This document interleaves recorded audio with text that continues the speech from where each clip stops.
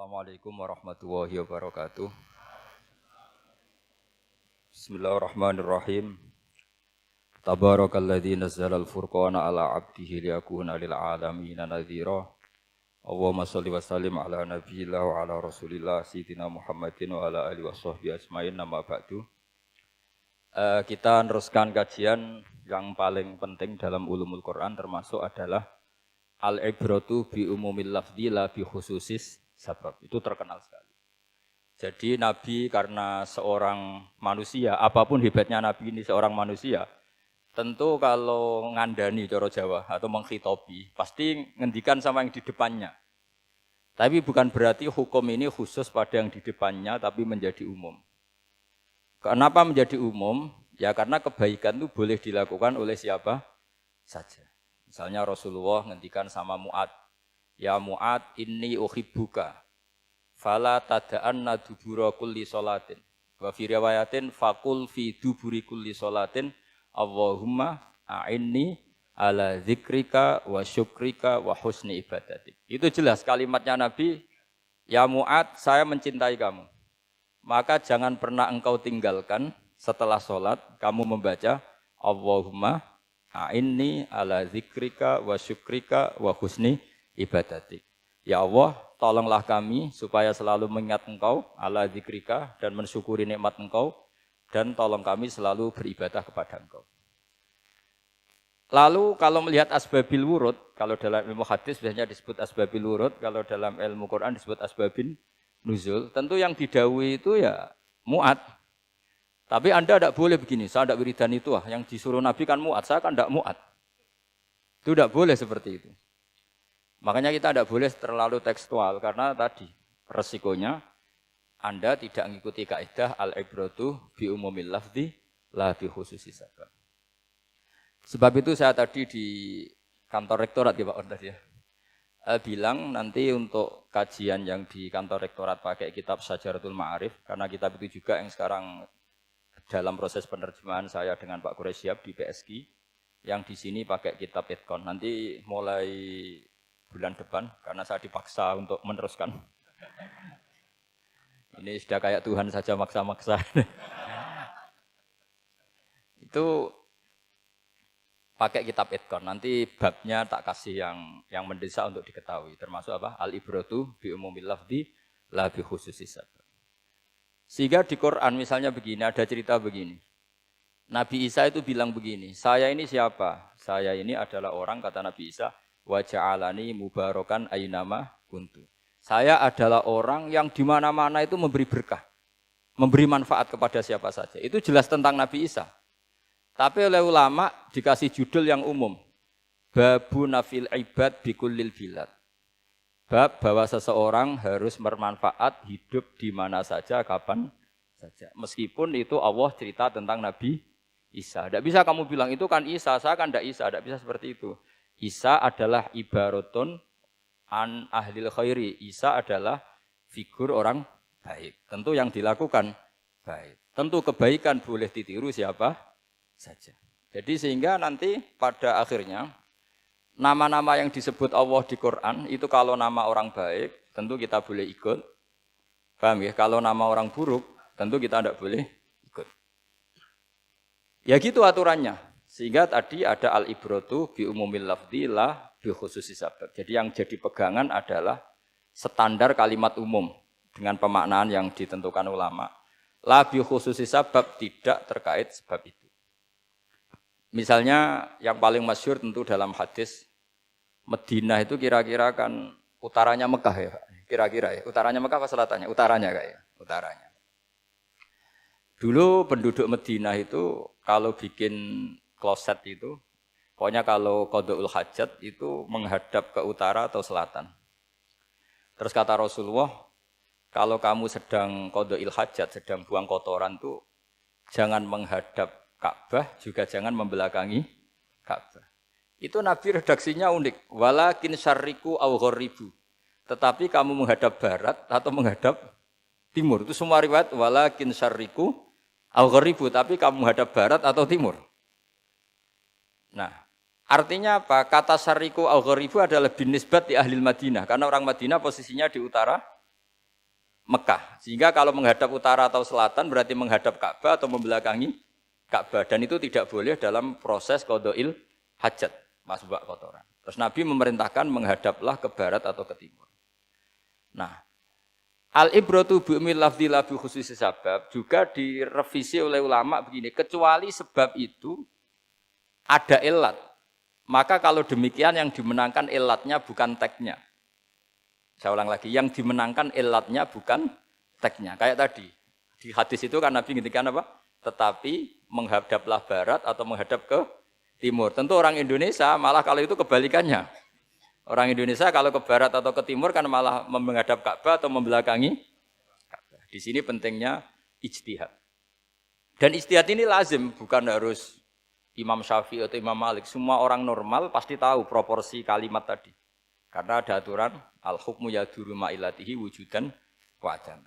Begitu seterusnya. Ini penting saya utarakan. Sehingga ketika Rasulullah sedekah dengan dinar dikasihkan fakir miskin atau dirham dikasihkan fakir miskin, pikirannya ulama adalah sedekah dengan mata uang yang berlaku saat itu. Tidak selalu ditetapkan dinar atau dirham. Begitu juga ketika Rasulullah dulu zakat fitrah pakai susu kering atau pakai kurma atau pakai gandum.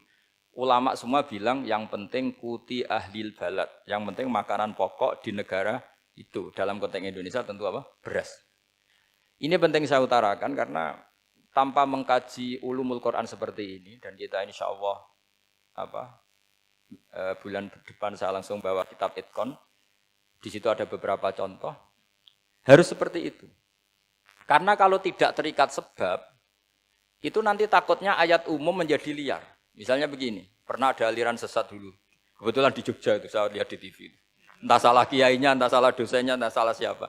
Atau salah orangnya agak stres, tidak tahu saya. Semoga salah orangnya itu sholat menghadap 4 arah. Alasannya Allah enggak ada di mana-mana, ya sudah di barat, rakaat kedua ke utara, rakaat ketiga ke timur, rakaat keempat ke selatan. Itu uniknya itu ngawurnya lah, bukan uniknya. Ngawurnya itu dalil fa'ina matuwallu fatamma wajhuwa. Kamu hadap kemana saja di sana ada ridha Allah. Sehingga semua ulama ketika bikin kaidah al-ibratu bi'umil lafzi la bi khususi sabab selalu menyertakan kecuali khususus sabab ini ada illatul hukmi. Maka itu enggak jadi. Kayak ayat tadi, kalau kamu pakai umumnya lafaz itu kan boleh sholat menghadap mana saja. Nah makanya Imam Syafi'i ketika ditanya, lalu ayat ini proporsinya gimana? Kata beliau, fis safar, orang yang sedang di pesawat, mau sholat, tentu masuknya fatamma wajibah. Jadi dalam kondisi bepergian, yang kita ingin sholat, maka pakainya ayat seperti itu. Tapi kalau kondisi nomor, fawal liwajaka syatral masjidil haram. Jadi makanya ini penting ngaji ulumul Quran. Kita tidak bisa hanya megang terjemah atau megang apa, kemudian kita fatwa atas nama Quran dan hadis. Sehingga dulu syaratnya memang ketat, harus hafal Quran, hafal hadis, menguasai usul fikih, menguasai macam-macam. Karena tanpa itu memang tidak bisa.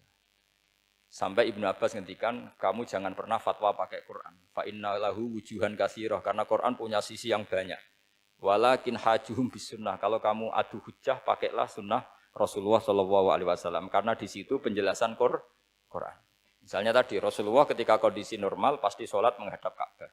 Jadi kalau bepergian nanti unta, kata riwayat-riwayat, ainama tawajjahat bihi rakhilatuh, kemana saja posisi unta menghadap. Terus ada ulama yang berpendapat itu khusus sholat sunat. Kalau sholat fardu dalam kondisi ada punya mobil harus berhenti. Ini madzhab Syafi'i. Sehingga misalnya saya, Pak Harsoyo, Pak On, bawa kijang, mobilnya sendiri. Kalau sholat fardu jangan mentang-mentang pakai kendaraan terus menghadap sekenanya. Kalau mau ke Banyuwangi berarti menghadap ke timur, enggak, itu yang boleh hanya sholat sunat. Kalau sholat fardu harus berhenti. Karena kijang ini dalam kendali Anda. Kecuali dalam surah yang kendaraannya tidak dalam kendali Anda. Misalnya kita naik pesawat. Jadi harus dibedakan. Jangan mentang-mentang Nabi sholat di onta kemana saja menghadap. Tapi konteksnya kan onta ini, cara berpikir onta ini dalam kendali Nabi. Tapi kalau pesawat kan tidak. Jelas ya? Jadi makanya ini pentingnya proporsional. Jadi kalau kita naik kijang misalnya mau ke Banyuwangi, kalau waktu zuhur ingin sholat ya harus berhenti. Karena yang aina matawat jahat bihi rakhilatuh, kemana saja kendaraan membawa kita itu dalam konteks sholat apa? Sunnah. Jadi ini pentingnya ulama. Lah ini yang dikatakan al ulama warasatul anbiya. Karena sanad ini musalsal terurut sampai Rasulullah Shallallahu alaihi wasallam. Terus ada lagi ayat umum yang akhirnya jadi judul umum. Misalnya begini. Kita tahu cerita Nabi Khidir, di antara ceritanya ada satu kampung itu pelit. Makanya orang pelit itu wajib didendami. Karena Nabi pun itu baik-baiknya orang. Kalau sama orang pelit tetap dendam. Karena buruk-buruknya orang itu orang pelit. Tahu kan alamatnya orang pelit? Qoribun minan nar, ya dekat-dekat neraka itu. Karena al-bakhil qoribun minan nar, ba'idun minal jannah. Jadi kalau sama tanya alamatnya ya dekat-dekat neraka. Singkat cerita Nabi Musa dan Nabi Khidir itu kecapean sekali masuk satu kampung. Karena saking kecapean, lapar, minta kampung itu menyediakan makanan. Istatama itu mereka minta makan, saking laparnya, saking karena di perjalanan yang melelahkan. Istatama ahla fa'abau ayyudayifuhuma. Tapi kampung situ kampung pelit. Jika semuanya tidak mau yang ngasih apa? Makan. Tapi pas mau keluar dari kampung, ada tembok, ada kayak prasasti itu, yang mau roboh. Yang mau apa? Roboh. Terus sama Nabi Khidir, tembok yang mau roboh ini ditata. Ditata jadi baik lagi. Nabi Musa kata Nabi Musa, kok kurang pegawaian mau medit, pagri mbok urusi. Jadi makanya dendam sama orang meditnya agak sunat. Karena Nabi Musa juga marah sama Nabi Khidir. Orang kayak kampung kayak gitu pelit kok temboknya apa rusak kamu benahin gitu. Terus Nabi Khidir menjawab, wa amal jidaru fakana luhulamaini yatimaini fil madinati wa kana tahtahu kanzul lahuma wa kana abuhuma sholihah. Begini loh, tembok ini adalah penyimpan harta. Penyimpan harta untuk anak yatim. Bapaknya dulu itu soleh. Artinya terus dibabkan oleh ulama. Babu ikrami sibyanil mu'minin. Bab kita memuliakan anak-anak orang soleh. Sehingga dalam adat kita menghormati Habib, menghormati Gus, menghormati anak pahlawan, menghormati orang-orang yang dulu berjuang kepada untuk Indonesia. Karena di antara yang dipertimbangkan Nabi Khidir adalah wakana abuhuma sholihah. Tentu kita menghormati putra-putri yang dulu mendirikan UII, macam-macam. Ya tentu proporsional, tapi tetap saja dapat poin dulu atas nama putra pahlawan, putra orang-orang soleh. Karena Nabi Khidir ketika mempertimbangkan itu, alasannya wakana abuhuma sholihah. Fa'arada rabbuka yablugha ashuddahuma wastakhrijakan zahuma. Tentu Allah ingin kalau tembok ini roboh, kemudian kelihatan khazanahnya atau tabungannya, nanti dipakai orang-orang dolim. Kalau dipakai orang dolim, maka yang berhak tidak mendapatkan. Sama, negara ini itu dimerdekakan oleh para pahlawan supaya dikelola secara kesolehan, supaya dikelola secara orang baik. Maka orang soleh semua harus ikut kompetisi dengan tanda kutip merebut negara. Karena apa? Tapi tentu tidak perlu chaos, tidak perlu anarkis, karena tentu kemerdekaan ini dibela-belain supaya kita jadi baldatun thayyibatu wa rabbun ghafur. Sama, pertimbangannya Nabi Khidir, kalau ini kebongkar, tersibak, pasti diambil orang-orang zalim. Dan akhirnya yang yatim tadi tidak dapat. Akhirnya dibabkan lagi di bab tertentu. Bab menjaga harta supaya tidak dikuasai orang zalim. Jadi akhirnya menjadi sekian varian ilmu. Pertama, varian ilmu bab menghormati anak orang soleh. Bab supaya harta ini tidak dikuasai orang zalim dan seterusnya. Nah saya harapkan nanti dengan ulumul Quran kitab Itqan itu nanti aturan-aturan seperti itu tertanam pada Anda. Sehingga sebetulnya ulama fikih yang ngarang kitab sampai satu boto-boto itu sebetulnya ya normal-normal saja. Kalau sampean sudah mengkaji ilmu yang kayak saya kaji itu normal-normal saja. Misalnya begini, saya beri contoh ya. Orang munafik itu disifati Allah gimana? Wa idza qamu ilas sholati qamu kusala. Orang-orang munafik adalah orang ketika mau sholat itu bermalas-malasan. Terus kitab Fathul Mu'in atau Fathul Wahhab atau kitab semua kitab fikih bikin judul gini. Saya masih ingat takbirnya. Wa yusannu nasyatun li sholatin. Disunatkan kalau sholat itu ketok gumrigah, ketok semangat. Fa inna Allaha ta'ala dzamma tarikihi, karena Allah mengkritik atau menyalahkan orang yang kalau sholat itu tidak nasyat, tidak gumregah, tidak semangat. Mergo seperti itu adalah fi'lul munafikin, perilakunya orang munafik. Terus ditulis wa idza qamu ilas sholati qamu kusala. Artinya di situ Allah mengkritik orang munafik. Kenapa? Karena kalau sholat males-malesan. Anda ingin bersifat kayak orang munafik apa bersifat kayak Rasulullah? Tentu ingin seperti Rasulullah. Kalau ingin seperti Rasulullah ya wasari'u ila magfiratim mir rabbikum. Kalau ada kebaikan harus cepat-cepat, harus disegerakan. Nah, sehingga nanti babnya ya sudah tidak tentang orang munafik. Babnya begini. Babul musara'ah ilal khairat wa tarkil kasli. Bab bergesa-gesa atau bergegas dalam kebaikan dan meninggalkan malas. Jadi tidak lagi tentang sholat, tapi tentang kebaikan apa saja. Jadi kalau kamu punya hutang bisa nyaur jam 7, nyaur jam 9 pasti disalahkan Allah. Karena bisa saja dalam 2 jam ini kita mati. Paham ya? Begitu juga kalau kita sholat bisa awalal waktu, kenapa tidak awalal waktu? Meskipun akhir waktu ya dibolehkan. Itu ya tadi babnya ya tentang wa idza qaum orang munafik itu ya seperti itu. Akhirnya apa? Ayat ini turun tentang orang munafik tapi pemaknaannya umum. Ini disaksikan apa? Orang-orang tua kita ini ada Pak Ersoya, ada Pak On. Pemahaman ini harus dikawal dan ini tradisi ulama. Saya pastikan di pondok-pondok atau di Al-Azhar di mana saja, itqan itu dipakai disertasi doktor. Jadi kalau betul nanti kita mengkaji itu sudah doktor semua, doktor tafsir semua. Dadaan maksudnya. Memang itu mau tidak mau dan itu mudah sekali. Saya ulang lagi itu mudah sekali.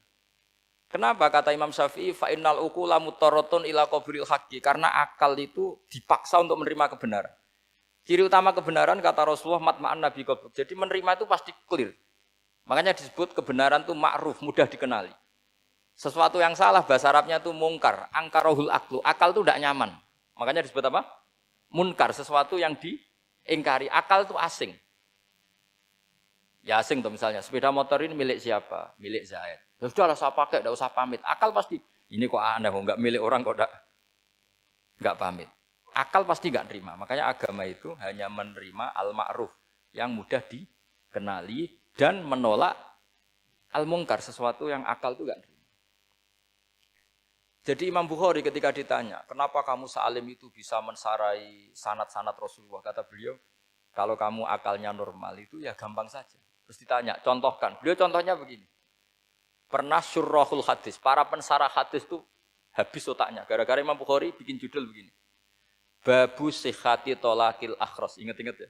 Babu sihhati tolakil akhros. Bab sahnya tolaknya orang bisu. Orang bisu itu, orang nggak bisa ngomong tuh kalau bahasa Jogja itu. Bisu ya? Bisu. Bisu itu cerita. Bab sah tolaknya orang akhros. Ternyata apa? Sekian riwayat yang dipakai itu begini. Ana wa kafilul yatim kahataini fil jannah. Nabi pernah ngendikan saya dan yang merawat anak yatim kahataini fil jannah. Wa asyara bi musabbihatihi wal wusta. Pokoknya Nabi ngendikan begini. Paham ya? Maksudnya apa? Betapa yang merawat anak yatim itu sangat dekat dengan apa? Dekat dengan Nabi di apa? Surga.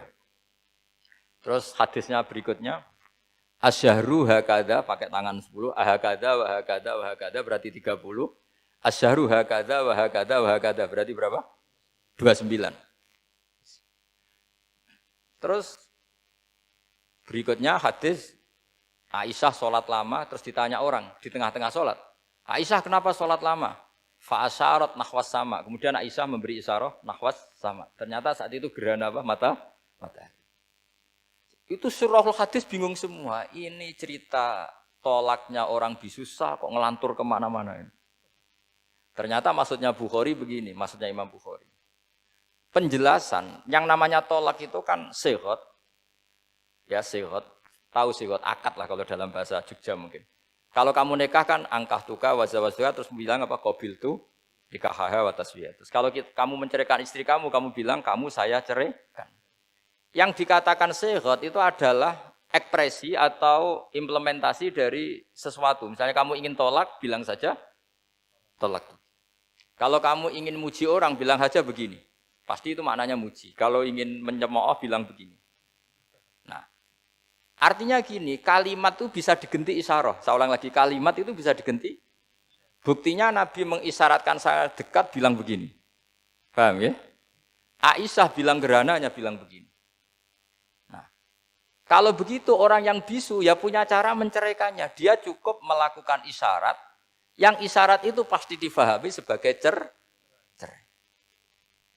Artinya kalau orang memahami Quran hadis seperti itu, hal-hal yang mungkin nggak terlintas dalam pikiran Anda, ternyata itu jadi dalil.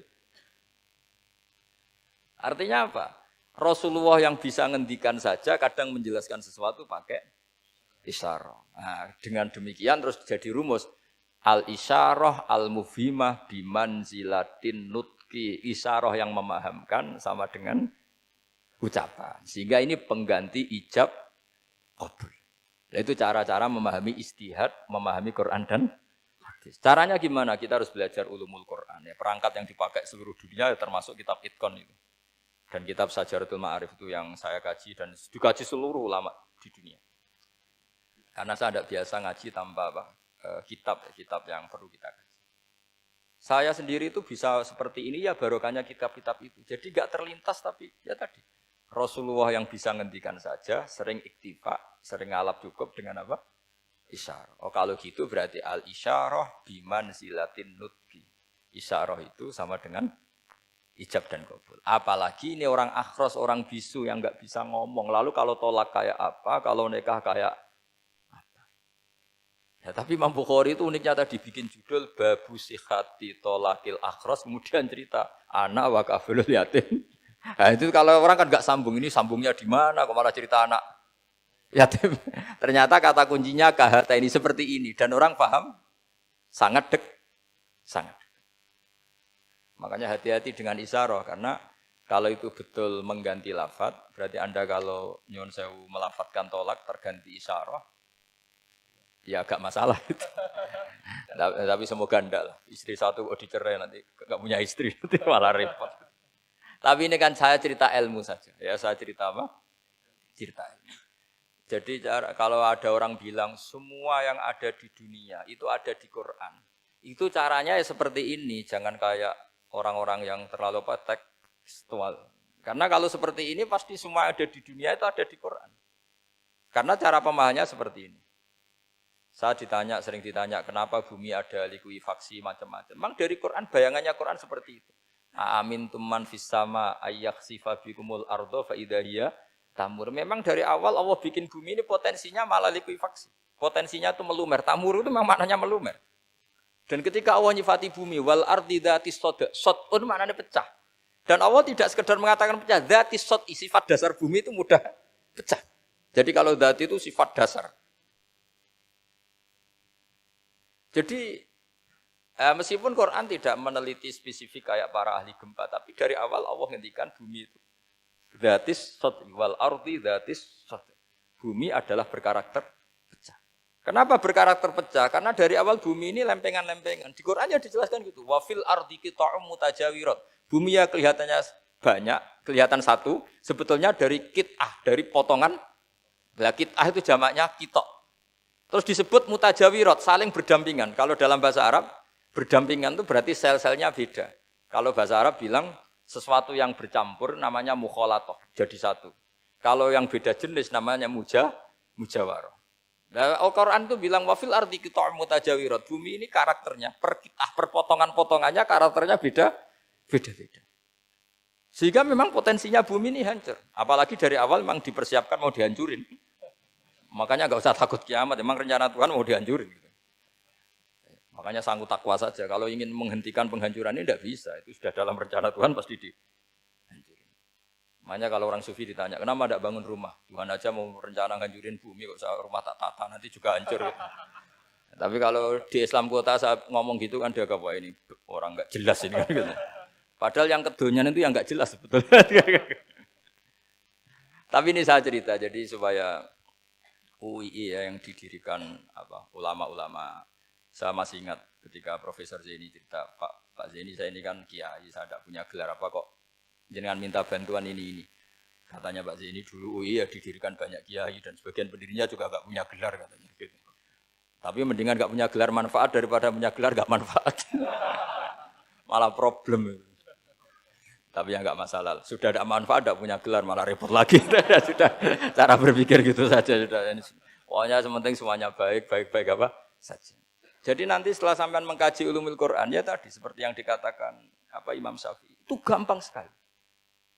Kenapa gampang? Karena fa'innal uqula muttarratun ila qabulil haq. Akal ini pasti dipaksa untuk menerima kebenaran.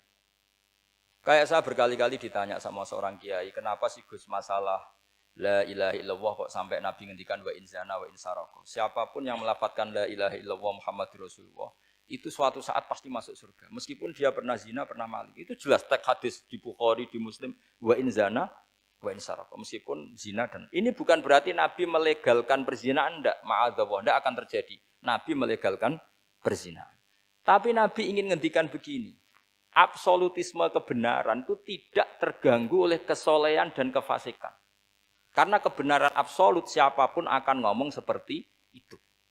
Saya berkali-kali nyontohkan, Rektor Al-Azhar akan bilang 1 tambah 1, 2. Klonte ya bilang 2, koruptor ya bilang 2, KPK ya bilang 2, 01 ya bilang 2, 02 ya bilang 2. Karena absolutisme kebenaran. Dan Nabi itu ingin mengatakan bahwa Allah Tuhan ini kebenaran sejati. Sehingga siapapun yang melafadzkan sah. Sehingga orang yang kafir 70 tahun sekali melafadzkan syahadat sah. Tidak usah begini. Pak kafir, soleh dulu ya beberapa tahun gitu. Baru Anda sah melafadzkan kalimat la ilaha. Tidak ada seperti itu. Semua ulama ijma. Orang kafir 70 tahun melafadzkan la ilaha illallah sekali. Langsung menjadi muslim. Kenapa sah? Kebenaran absolut tidak bersyarat kesolehan maupun kefasikan. Ya kayak tadi, orang bilang 1 tambah 1 harus profesor apa anak TK boleh? Jangan mentang-mentang profesor, doktor, rektor, UGM, atau UI. Tadi anak kecil bilang berapa 1 tambah 1? 2. Sudah, aku tak bilang 4. Tidak bisa. Kebenaran absolut itu orang akan sepakat. Nah, Quran itu termasuk kebenarannya absolut. Maka harusnya siapapun bisa memahami Quran. Termasuk orang yang sebelum Islam. Sekarang saya tanya ke sampean, ketika Umar masuk Islam karena dengar Quran itu dulu dengarnya apa dulu Islamnya? Dulu dengarnya dan dia paham. Wa ma huwa min kalamil basar, ini tidak mungkin omongan manusia seindah ini. Karena mudah difahami Quran. Nah sekarang enggak, karena ada sistem akademik. Itu terus orang macam-macam urutannya. Jadi repot sekarang. Kalau kata tafsir At-Tabari lebih ekstrim lagi. Itla yuqalu masalan ifham bima la aqlalak. Jadi orang-orang kafir ini kan, orang-orang kafir Mekah ini kan Rasulullah jadi nabi ini kan semua orang masih kafir. Enggak ada mahasiswa UI, enggak ada orang NU, enggak ada orang Muhammadiyah. Semuanya orang kafir, semuanya masih kafir. Terus Nabi membawa Quran, maka khitab pertama itu bukan ya ayuhan nahdiyun, ya ayuhal Muhammadiyun. Khitab pertama kul ya ayuhal kafirun karena pendengarnya semuanya kafir. Dan itu mereka paham. Tapi nanti soal hidayat nomor 2. Tapi mereka itu yang jelas paham. Sehingga banyak orang kafir yang menjadi muslim karena mendengar Al-Quran. Jadi ini penting diketahui. Karena kebenaran itu milik siapa saja dan akan mudah difahami. Kayak tadi. Kalau 1 tambah 1, 2 itu rektor ya bilang 2, anak TK ya bilang 2, musuh kamu ya bilang 2. Kamu atas nama sentimen dengan musuh pun tetap bilang. Nah di sini kadang Nabi ngendikan mangqala la ilaha illallah dakhalal jannah wa in zana wa in saraka. Proporsinya seperti itu. Bukan berarti Nabi melegalkan zina, bahwa kalimat ini kalimat yang kebenarannya absolut sehingga siapapun sah mengatakan itu, meyakini itu meskipun punya masa lalu seperti itu. Jadi jangan salah makna terus Nabi melegalkan, enggak sama sekali. Jadi saya mohon ini jadikan satu ilmu. Bahwa ilmu adalah tetap apa? Ilmu. Sehingga ada ayat kulil ladzina kafaru iyantahu yughfar lahum ma qad salam. Katakan kepada orang-orang kafir sekali menghentikan kekafirannya yughfar lahum ma qad salam. Maka kekafiran di masa lalu dianggap hilang dan dia hanya dengan status yang sekarang yaitu seorang mukmin. Karena dia disahkan melafadzkan la ilaha illallah. Makanya pernah ada cerita, ini penting saya utarakan ke jenengan. Ada orang kumpul kebo, singkat cerita kumpul kebo lelaki sama perempuan. Suatu saat Nabi dikasih tahu sama tetangganya, ya Rasulullah orang yang biasa kumpul kebo itu sekarang sudah nikah. Jawabannya Nabi unik. Alhamdulillah kira-kira gitu kalau bahasa Indonesia. Qad kharaja min sifahin ila nikahin. Dia sudah keluar dari tradisi zina, sekarang dia sudah dengan kehormatan nikah. Maksudnya gini, kalau malam Senin dia belum nikah, kumpulnya kan masih kumpul kebo bertahun-tahun gitu. paginya dia nikah, malamnya sudah kumpul sunnah. Karena sudah nikah. Jadi tak sama seperti tadi. Kalau dia belum melafalkan kalimat tauhid, ya statusnya dia kafir. Sekali melakukan kalimat tauhid, ya statusnya dia muslim atau mukmin. Sama. Ketika hubungan intim tanpa nikah namanya sifah perzinaan. Sekali nikah ya namanya sunnah.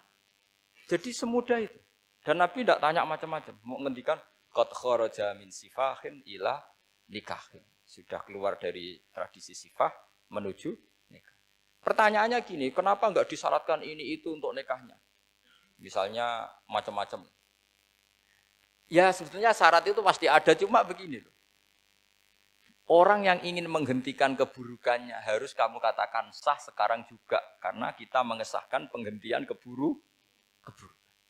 Jangan lalu orang yang mau tobat malah dipersulit. Jadi misalnya la ilaha illallah, kamu belajar makhraj dulu, bila bilangnya lah benar. Belajar bahasa Arab dulu. Ya kacau. Apalagi saya persiapkan seremonialnya dulu, nanti di masjid di syuting supaya satu Indonesia tahu yang Islamkan saya itu kiainya yang engkek malah repot lagi. Ini penting saya utarakan supaya clear. Jadi saya ulang lagi, al-ibratu bi umumil lafzi la bi khusus sabab. Allah ya enggak apa-apa cerita Nabi Musa, cerita Nabi Isa, cerita misalnya begini, bolehkah orang soleh itu jadi raja? Jawabannya harus bilang boleh. Karena Allah pernah menfigurkan tokoh soleh yang bernama Sulaiman dan Daud. Dan beliau adalah raja. Ketika Imam Syafi'i ditanya, bolehkah orang Islam tidak kawin? Ya asal dia ada zina ya boleh. Karena Allah menyebut hamba yang soleh dan sebagian mereka tidak nikah. Yaitu Nabi Yahya dan Nabi Isa. Yaitu wasayyida wa hasura wa nabiyya minas sholihin. Jadi cara berpikir Imam Syafi'i gampang. Bagaimana hukumnya orang Islam yang enggak nikah padahal dia tapi asal enggak zina loh ya. Ya jawabannya ya boleh karena Allah mensifati Nabi Yahya dan Isa dengan status hasur, tidak apa? Nikah. Bolehkah seorang soleh jadi raja? Ya boleh. Daud dan Sulaiman itu seorang soleh dan jadi raja. Bolehkah orang soleh itu fakir? Wah sudah banyak, enggak usah dibolehkan sudah banyak. Jadi gampang sekali Quran di depan ahlinya itu. Jadi kalau Imam Syafi'i ditanya, fa inna wa ta'ala dzakara abdan sholihan wa qala wa sayyida wa hasura wa nabiyyam minas sholihin. Ternyata ini orang yang ditanya, apakah boleh orang soleh itu jadi politikus, jadi pejabat? Ya boleh saja. Faqad ataina ala Ibrahim alkitab wal hikmata wa atainahum mulkan azim. Jadi ini yang boleh bukan sekedar Ibrahim. Padahal di ayat itu tentang ala Ibrahim. Cara berpikir ya tadi, ternyata kesalehan tidak mengganggu jabatan. Ya tentu ya maksudnya untuk kesalehan juga. Sehingga agama ini gampang. Makanya kalau ada yang tanya, bagaimana perempuan punya aktivitas? Ya jawabannya asal kebenaran ya boleh. Allah cerita Bilqis dan itu raja perempuan. Di hadis banyak kecakapan Aisyah memimpin, macam-macam. Jadi gampang saja. Nah, kenapa sekarang banyak orang berdebat tentang Quran dan nyuwun sewu sampai pada level gontok-gontokan ekstrim? Karena mereka enggak mau belajar ulumul Quran. Kegiatannya debat, tukaran. Yang bingung kita, yang waras ngalah lah kira-kira gitu. Ini enggak pernah ngaji Quran, gegernya. Ya kacau. Ada ulumul Quran, jadi yang namanya kitab Al-Itqan. Dan itu dibukukan oleh ulama. Dan gampang sekali. Pernah ya Sayyidina Umar ketika Futuhat, beliau sudah Futuhat itu mengalahkan musuh-musuh Islam yang memusuhi Islam. Perlu dicatat, musuh-musuh Islam yang memusuhi Islam. Karena kalau yang tidak memusuhi Islam enggak boleh dimusuhi juga. Ya. Singkat cerita ditanya, kenapa kita tidak tasakuran besar-besaran, kita kan sudah menang.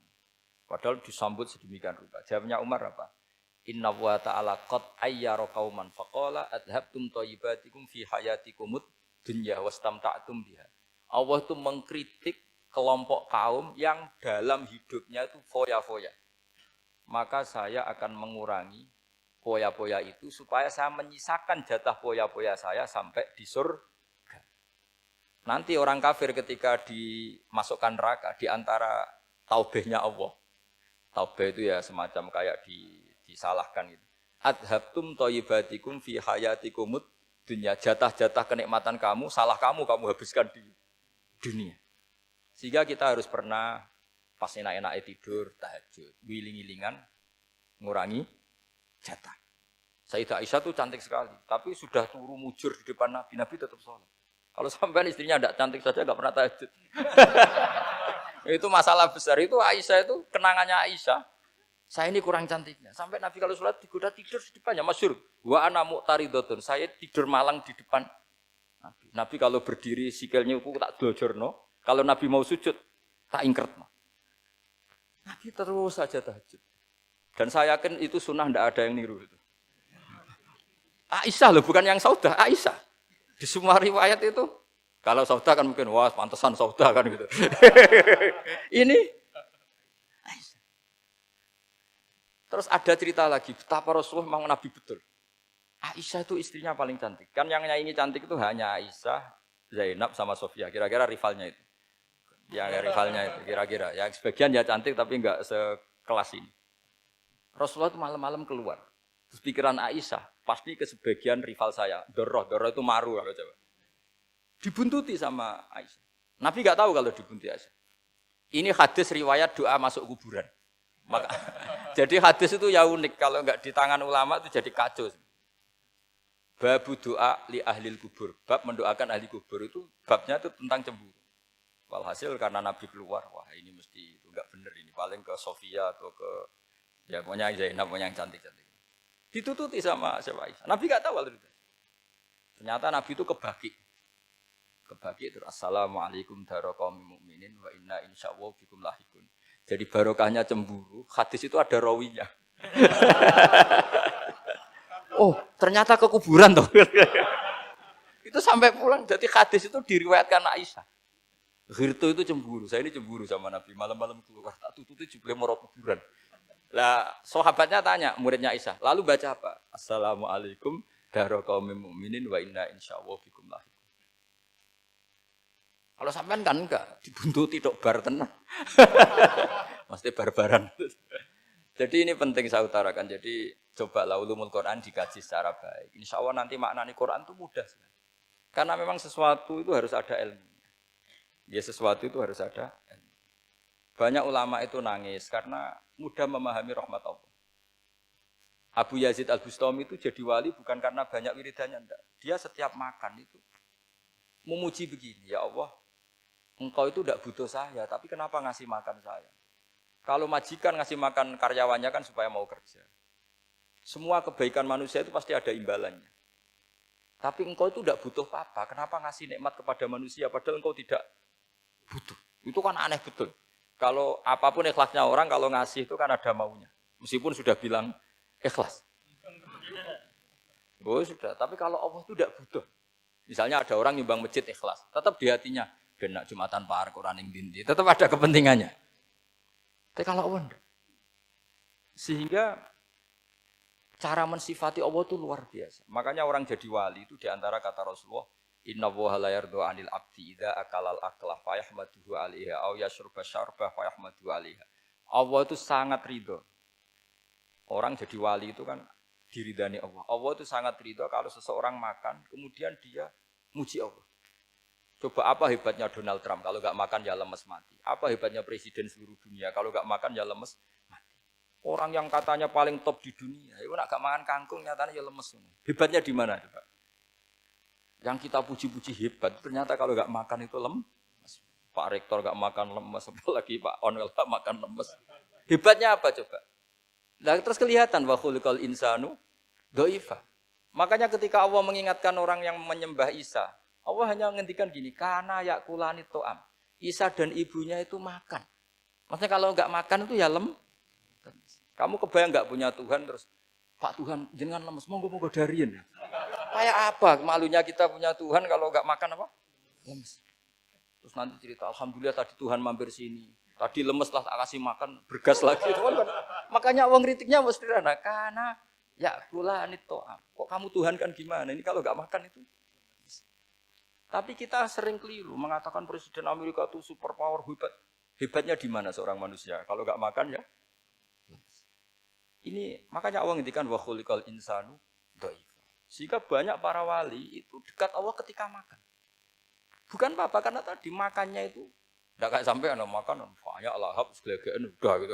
Itu enggak setiap makan ya Allah betapa lemahnya saya. Yang katanya rektor, yang katanya profesor, katanya orang alim kiai, katanya pengurus NU, pengurus Muhammadiyah ternyata kalau enggak makan lemes. kerennya di mana sehingga terus tawadu, terus macam-macam.